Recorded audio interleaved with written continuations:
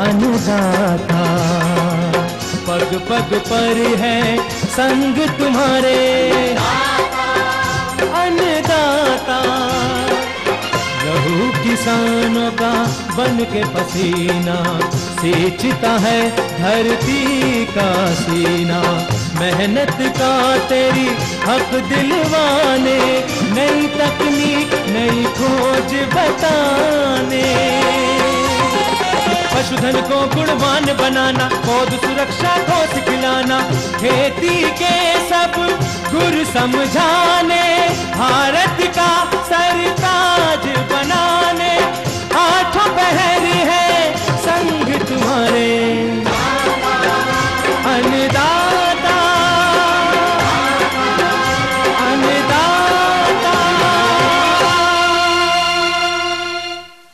नमस्कार, मैं सिरांधा आप सभी दर्शकों का अन्नदाता कार्यक्रम में स्वागत करती हूं। हर रोज की तरह कार्यक्रम में लेकर आई हूं खेतीबाड़ी से जुड़ी हुई बहुत सी लाभकारी जानकारियां। तो चलिए सबसे पहले देखते हैं क्या है विशेष आज के कार्यक्रम में।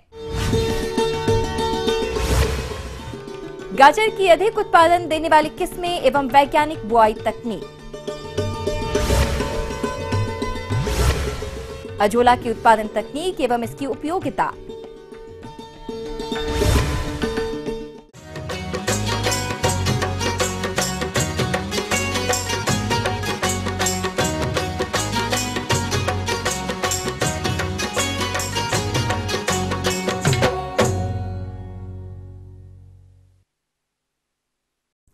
जड़ वर्गीय सब्जियों में अगर गाजर की बात की जाए तो इसकी खेती हमारे प्रदेश के लगभग सभी क्षेत्रों में की जाती है। लेकिन इस फसल से अधिक लाभ लेने के लिए आपको इसकी बुआई के समय उन्नत किस्मों का चयन, बीज उपचार, संतुलित खाद एवं उर्वरक की मात्रा तथा बुआई विधि इत्यादि पर विशेष ध्यान देना होगा। तो किसान भाइयों, आप गाजर की अधिक उपज प्राप्त करने के लिए इन कार्यों को किस तरह से करें, इस बारे में उचित सुझाव दे रहे हैं जिला पटना के कृषि वैज्ञानिक डॉक्टर सुखदेव राय। संबंध में किसान बंधुओं को आगाह कर दें कि बहुत ही उपयुक्त समय, उपयुक्ति नहीं बहुत उपयुक्त समय। प्रदेश के जो किसान भाई गाजर की बुआई करने जा रहे हैं तो उन्हें जरूरी है कि गाजर की क्षेत्र के अनुसार अधिक उपज देने वाली उन्नत किस्मों का चुनाव करें। तो इसके लिए कौन कौन सी है किस्में, आइए जानते हैं।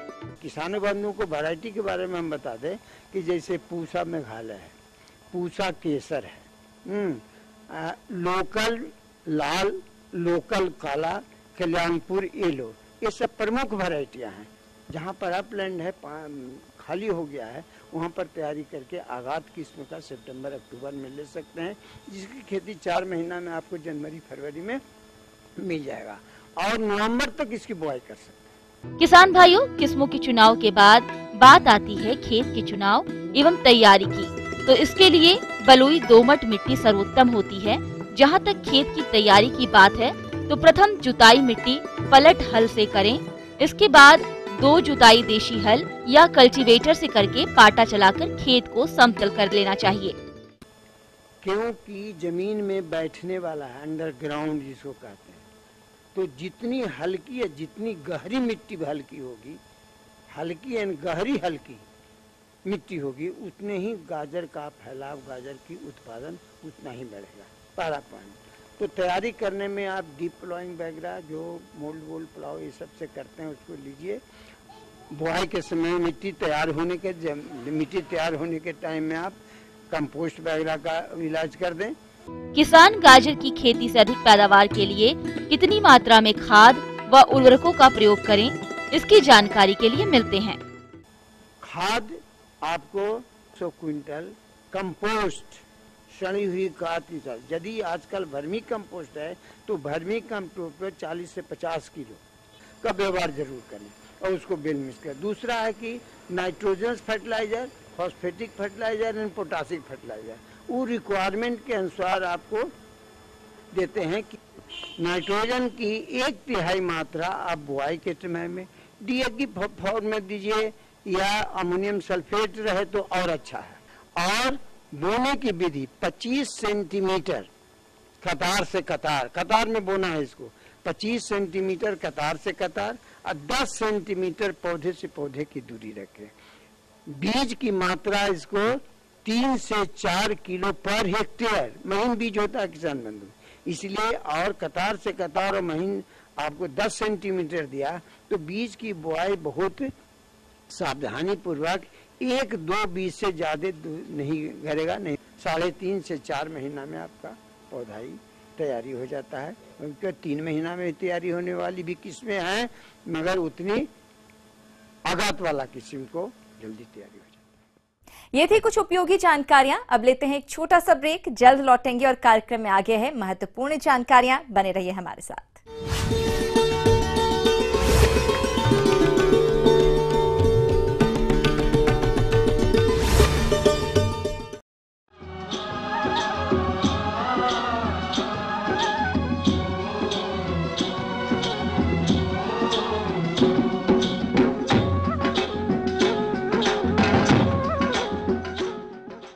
ब्रेक के बाद एक बार फिर से आप सभी दर्शकों का स्वागत है। चलिए अब रुख करते हैं अगली कड़ी की ओर।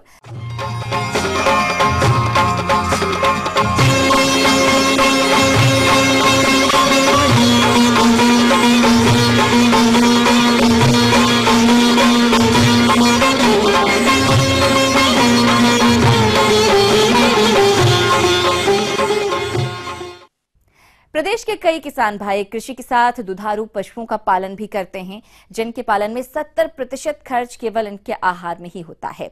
ऐसे में किसान अजोला को इनके आहार में शामिल कर आहार में होने वाले खर्च को कम कर सकते हैं।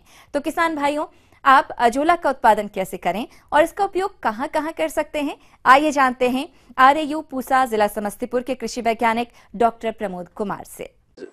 मैं आपको अजोला के बारे में कुछ जानकारी दूंगा। अजोला एक जलीय फर्न है, चारा के रूप में आज इसकी हम जानकारी देंगे। अजोला एक काफ़ी पौष्टिक चारा है। इसमें अगर जो उसको सुखा लेंगे तो उसमें करीब 25 से 30% तक प्रोटीन पाया जाता है, 10 से 15% तक मिनरल इसमें पाया जाता है। लेकिन विटामिन ए और विटामिन B12, विटामिन B1 या कैरोटीनॉइड्स इसमें बहुत मात्रा में पाई जाती हैं। खनिज में मुख्यतः इसमें calcium, phosphorus, iron, magnesium, cobalt, copper ये बहुत आयत में पाया जाता है। किसान भाइयों, अगर आप कम भूमि में पौष्टिक एवं हरा चारा उगाना चाहते हैं तो इसके लिए अजोला एक सस्ता विकल्प है। इस अजोला यूनिट को लगाने के लिए किन किन बातों को ध्यान में रखें तथा किसको लगाने से पहले कौन कौन सी चीजों की आवश्यकता होती है, आइए जानते हैं। इसको हम लोग कृत्रिम रूप से उपजाते हैं, हरा चारा, जैविक हरा चारा के रूप में। इसके उत्पादन के लिए हम लोग गड्ढा बना लेंगे, करीब 2.5 मीटर गुने 1.5 मीटर का गड्ढा बना लेंगे जो कि 20 सेंटीमीटर करीब गहरा हो। इसमें प्लास्टिक या सिलोपोलीन जो प्लास्टिक उपलब्ध है उसको बिछा लें उस 20 सेंटीमीटर गड्ढा में।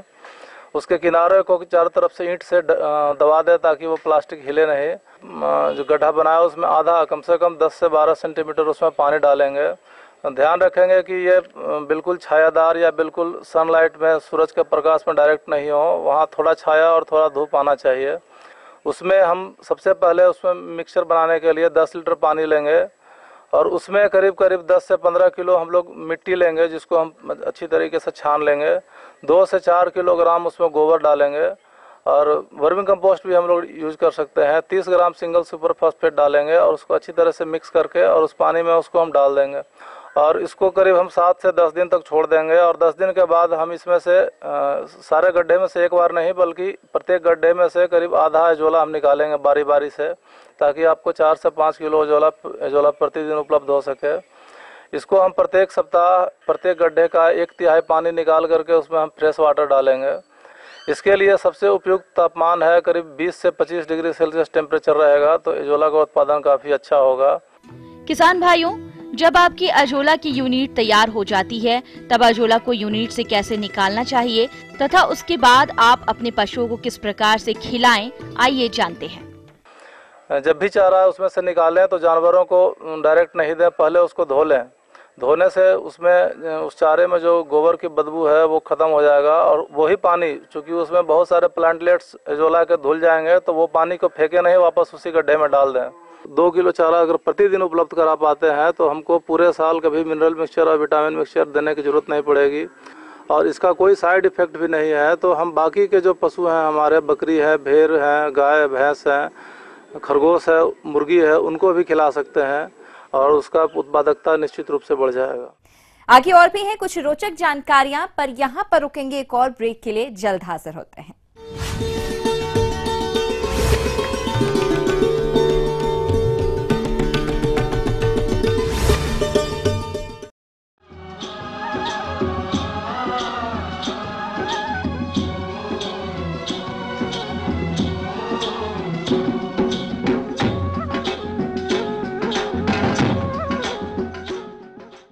ब्रेक के बाद एक बार फिर से आप सभी दर्शकों का अन्नदाता कार्यक्रम में स्वागत है। बढ़ते हैं अगली प्रस्तुति की ओर।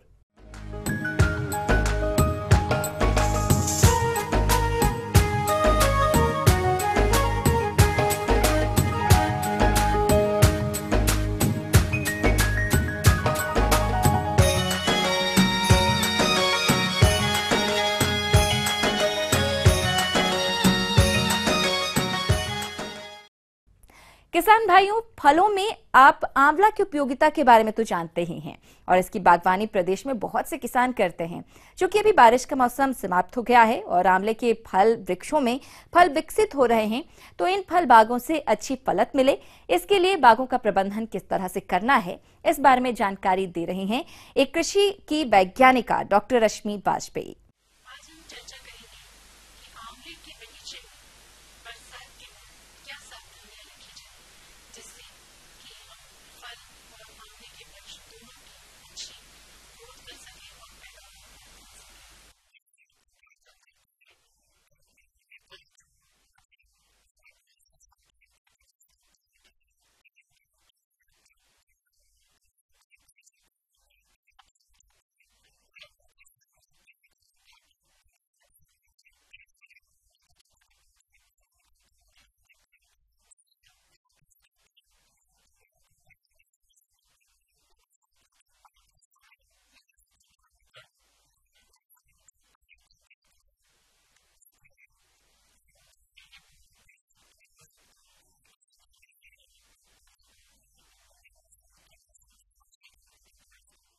किसान भाइयों, यदि आप आंवला के बाग से गुणवत्ता युक्त अधिक फलों की प्राप्ति करना चाहते हैं तो आपको आंवला के बाग में कुछ प्रबंधनों को करना होगा, जैसे खरपतवार नियंत्रण, उर्वरक प्रबंधन तथा सिंचाई प्रबंधन इत्यादि।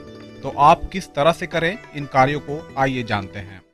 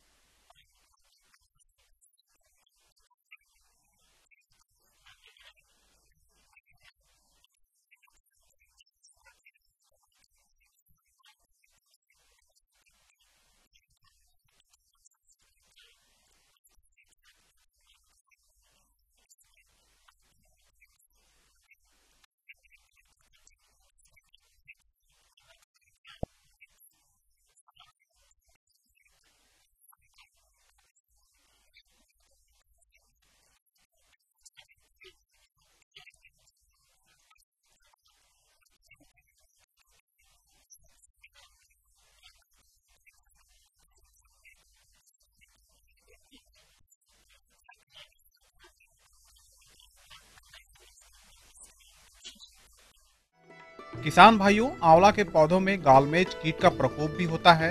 यह कीट पौधों की टहनियों में गांठें बना देता है, जिसके कारण टहनियों की बढ़वार धीमी पड़ जाती है और अधिक फल आने पर टहनियां टूट भी जाती है। इसलिए आप इस कीट की पहचान कर नियंत्रण कैसे करें, आइए जानते हैं।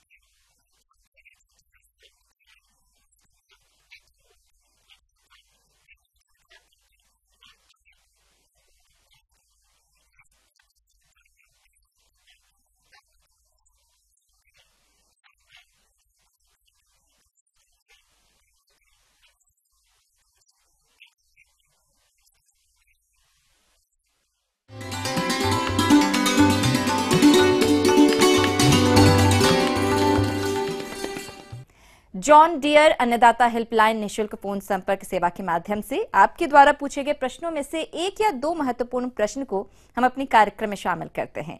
इसी के तहत आज का चयनित प्रश्न और उसका जवाब इस प्रकार है। अन्नदाता निशुल्क फोन संपर्क सेवा के माध्यम से पूछे गए प्रश्नों में से कार्यक्रम में आज जो प्रश्न हमने शामिल किया है उसे पूछा है जिला मुंगेर से आनंद भवन सिंह ने। यह मसूर की बुवाई तकनीक पर जानकारी चाहते हैं। तो आनंद जी, आपकी जानकारी के लिए देखिए कार्यक्रम का यह अंश।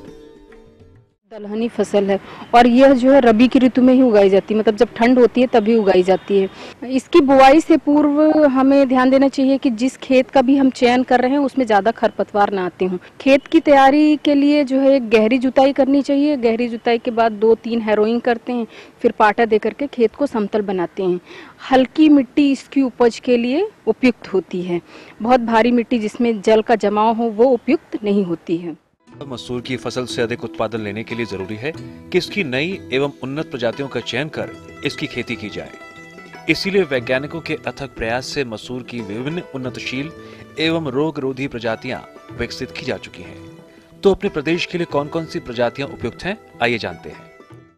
बीज दर 30 से 40 किलोग्राम प्रति हेक्टेयर होती है और जो उन्नत किस्में हैं जैसे BR 25 है, 26 है, टाइप 9 है, पंत मसूर 406 है, पंत मसूर 536 है। इस तरह की किस्में हैं जिनसे अधिक से अधिक उपज प्राप्त की जा सकती है।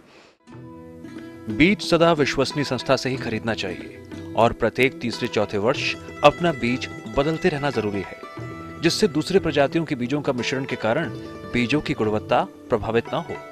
इसके लिए भौतिक शुद्धता, अंकुरण क्षमता, समान आकार के बीज एवं रोग मुक्त बीजों के चयन पर ध्यान देना चाहिए। बीज जनित रोगों से बचाव हेतु थीरम 2 ग्राम के साथ कार्बेडाजाइम 1 ग्राम दवा से प्रति किलोग्राम बीज को बोने से पूर्व शोधित कर लेना चाहिए। राइजोबियम कल्चर से बीज उपचार। राइजोबियम का 1 पैकेट 10 किलोग्राम बीज के लिए पर्याप्त होता है। 50 ग्राम गुड़ अथवा चीनी को आधा लीटर पानी में घोलकर उबाल लें और ठंडा होने पर 1 पैकेट राइजोबियम कल्चर मिला दें और 10 किलोग्राम बीज डालकर अच्छी तरह से मिलाएं। उपचारित बीजों को कुछ देर छाया में सुखा लें। मसूर की बुवाई का उचित समय असिंचित क्षेत्र में नवंबर के द्वितीय सप्ताह तक है। जब एक बार खेत की तैयारी हो जाए तो हमें बीज की बुआई करनी चाहिए। कतार से कतार की दूरी 20 से 25 सेंटीमीटर होती है और जो इसकी बुआई के लिए जो गहराई होती है बीज की वो 3 से 4 सेंटीमीटर होती है। जैसा कि मैंने बताया कि बीज दर जो है 20 से 25 किलोग्राम प्रति हेक्टेयर होता है और जैसा कि उर्वरक नाइट्रोजन की इसमें आवश्यकता नहीं होती है, लेकिन अगर खेत में बिल्कुल भी नाइट्रोजन मतलब मृदा परीक्षण से आपको पता चला हो कि खेत में जो है नाइट्रोजन बहुत कम है तो 20 किलोग्राम नाइट्रोजन शुरुआत में ही जब खेत तैयार कर रहे हो तब डाल सकते हैं और फास्फोरस जो है 50 से 60 किलोग्राम प्रति हेक्टेयर की दर से डालते हैं। खरपतवार नियंत्रण हेतु निराई गुड़ाई एक अच्छा माध्यम है। निराई गुड़ाई के माध्यम से जो है खरपतवार को नियंत्रित कर सकते हैं। यदि खरपतवार की समस्या उस खेत में है तो उसके नियंत्रण हेतु बसलिन या जो है कोई अन्य हर्बिसाइड जो बाजार में उपलब्ध हो उसका प्रयोग करना चाहिए और यह बुआई से पूर्व ही करते हैं।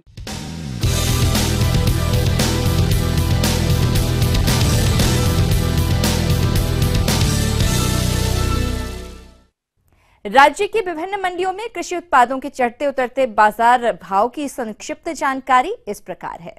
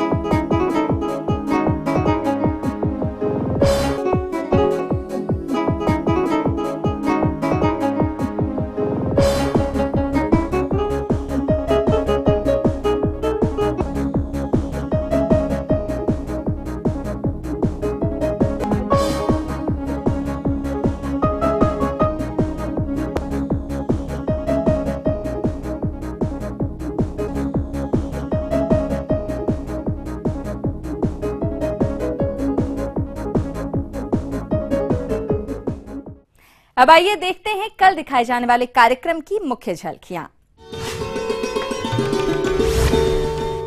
विश्व खाद्य दिवस पर अन्नदाता की विशेष प्रस्तुति।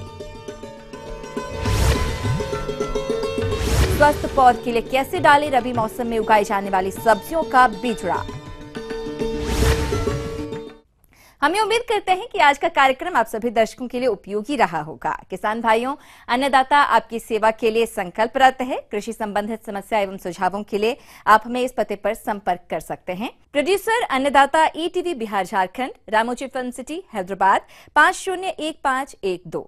साथ ही आप हमें ईमेल भी कर सकते हैं। हमारा ईमेल है annadatabihar@etv.co.in। इसके अतिरिक्त आप हमें जॉन डियर निःशुल्क हेल्पलाइन नंबर 180041925155 पर सोमवार से शनिवार सुबह 10 से शाम 4 बजे के बीच संपर्क कर सकते हैं। फिलहाल अन्नदाता की पूरी टीम को दीजिए इजाजत। कल फिर इसी समय आपसे होगी मुलाकात कृषि संबंधित कुछ और महत्वपूर्ण जानकारियों के साथ। नमस्कार।